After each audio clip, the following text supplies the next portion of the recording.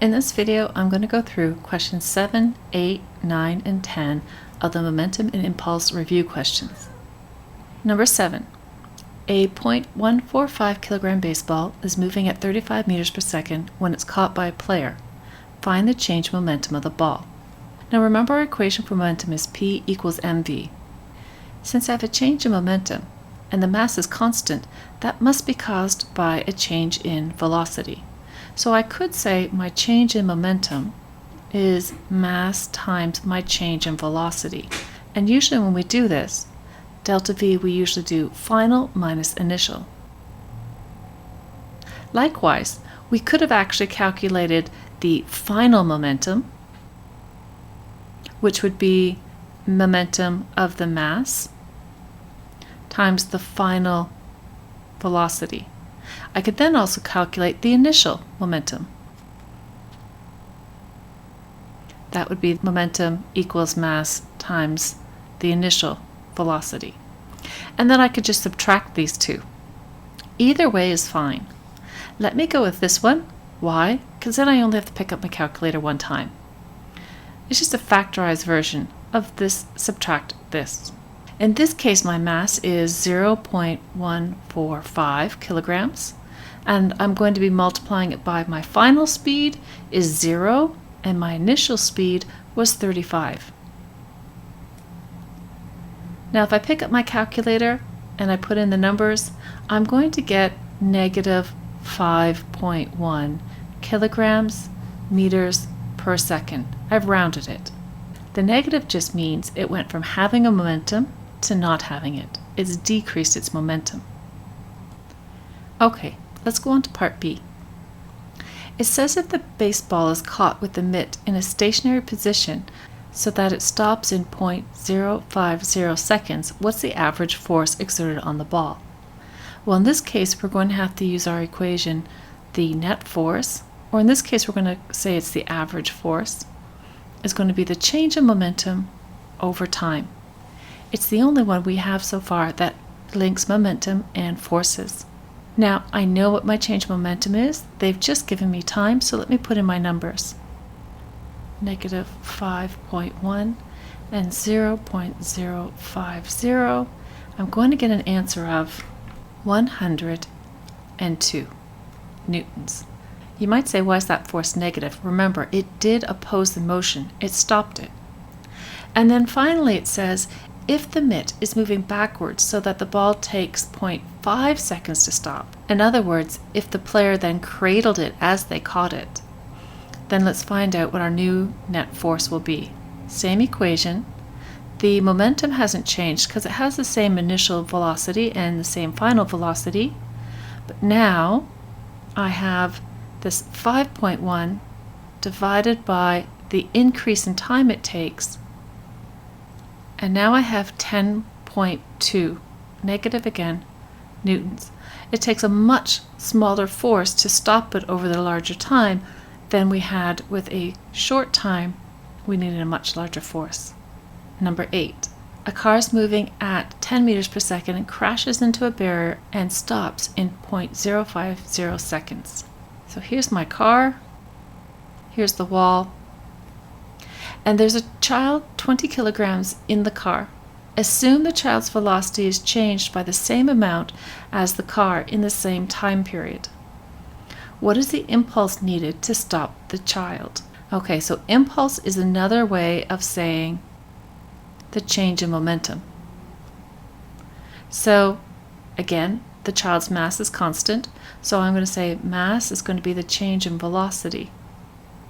If I do that, 20 kilograms times, well, its final speed is 0 because it stopped, but initially it was going 10 meters per second. I'm going to need an impulse of negative 200 newtons second. There is no fancy unit for impulse or momentum. We usually use either newtons times second or kilogram meter per second. They mean the same. Part B. What is the average force on the child? Well, our equation for this is the change in momentum over time. If I put my value in. My change of momentum was negative 200, and my time is 0.05. This is going to give me 4,000 newtons, negative, again, because it's against the motion. Part C. What is the approximate mass of an object whose weight equals this force?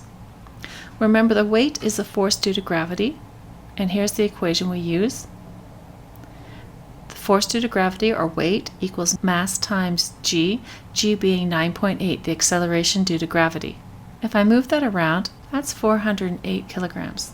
And part D says, could you lift this weight with your arms? No. And part E, why is it advisable to use a proper restraining seat rather than holding your child in your lap? The force that you would need to apply to stop this child is greater than the strength of the average person. That's why part C said, what kind of mass would have a weight equal to that force? If you're holding on to a child and you said you could not lift this weight, then odds are you're not going to be able to hold on to the child either.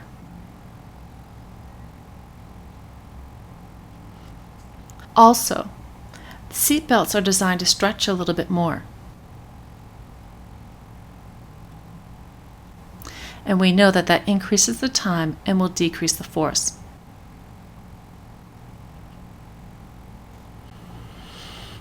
Question 9. Underline the pair of quantities which must be multiplied together to calculate impulse. Well, let me just remind us, impulse is delta P, so that would be mass and delta V. And if you remember, this is velocity. But we also could rearrange this equation.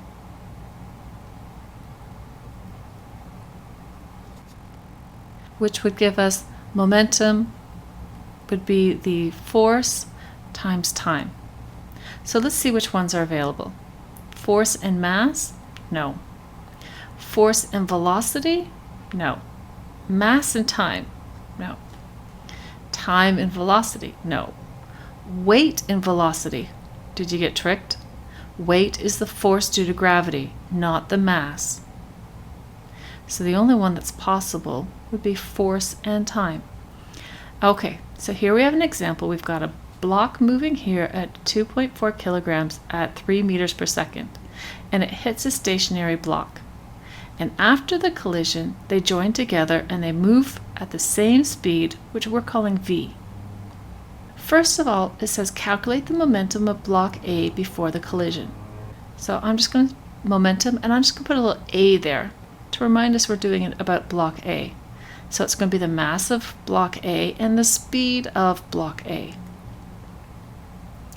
2.4 kilograms times 3 meters per second, I'm going to get an answer of 7.2 Newton seconds. The velocity v. Now, we're going to use the conservation of momentum here. That means the total momentum before equals the total momentum after. I'm just using the letter P here to stand for momentum. Now, if we look before, we had momentum of A. This is moving, so it does have momentum. I just found it right here. It was 7.2 Newton second. And I also have block B, but it doesn't have any momentum because it's not moving. And afterwards they stick together. So the mass is going to be 2.4 plus 1.2, and we don't know what speed that will be, but that's what we want to find out. So 7.2, and over here I get 3.6 v. Solving for v, I'm going to get 2 meters per second.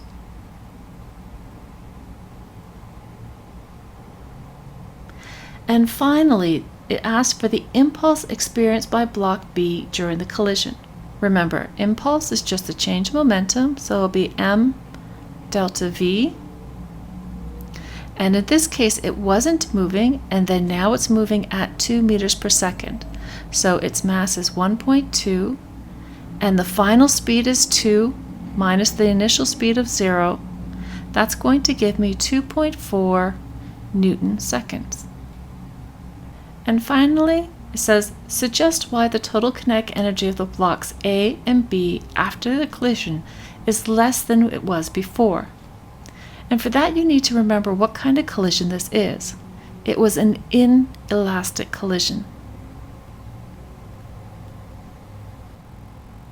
Car crashes when they change their shape, collisions when they connect together, all of those do not have kinetic energy conserved. The opposite of that would be an elastic collision, which would be like billiard balls or marbles hitting each other. That would have kinetic energy conserved. So just to recap, in an inelastic collision, kinetic energy is not conserved. So the kinetic energy will be less after the collision, or it will go down. Number 10. We've got a car here hitting the concrete wall, and remember we talked about there's different crumple zones in the car, so that if your car is in an accident, this part here will break down, leaving the part where people are sitting more intact. It's going to take longer for you to come to a stop, and this means that the force used to stop the car will be less. So the mass is 1,200 kilograms into the concrete wall, and it says it comes to rest in 0.36 seconds. The speed before the collision was 7.5 meters per second. It asks for the change in momentum. It's going to be mass is constant, change in velocity. And in this case, 1,200, and my change in velocity is 0 at the end, and at the beginning I had 7.5.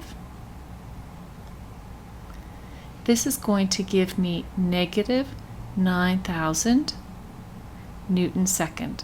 And the negative just means that it's been reduced. It used to have more momentum than it does at the end. Part 2, what is the average force acting on the car? So again, we're going to use Newton's second law that involves momentum rather than F equals ma. So the change of momentum over time, or the impulse over time. We already have the impulse from before, and the time it takes right here, 0.36. I put that in my calculator and I'm going to get 25,000 newtons. With a different car, and it has a mass of 1,500 kilograms, it collides with the same wall, and all the energy gets transferred during the collision and absorbed by the crumple zone. Part 1 says the energy absorbed is 4.3 times 10 to the power 5 joules. Show that the speed of the car is 24 meters per second. Now remember, in a show that question, you can't use that number. That's supposed to be your final answer. So let's calculate how much kinetic energy it had. We have our equation, kinetic energy is 1/2 mv squared. And we can put in some numbers here. We know that the kinetic energy was 4.3 times 10 to the power 5.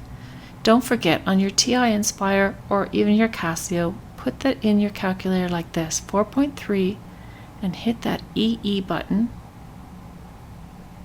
and then go 5. If you do that, it considers this all one number, saves you from putting in a lot of brackets. And then I have 1/2. My new mass is 1,500. And we're looking for a V, but it's squared.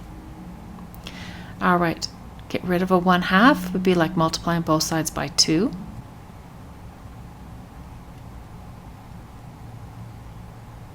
Get rid of the 1,500, and it's attached by multiplying, so I'm going to have to divide.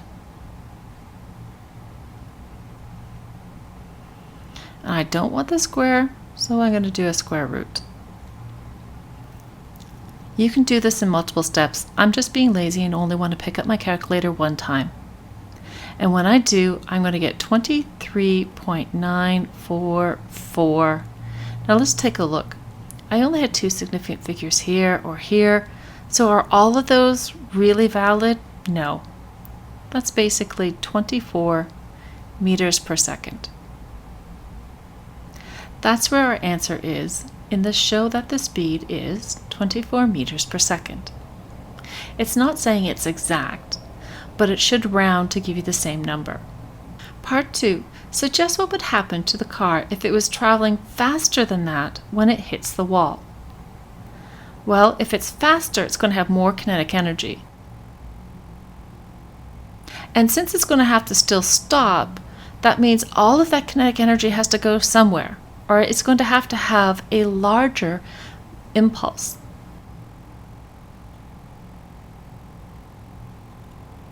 And that also means it'll be a larger force to stop it.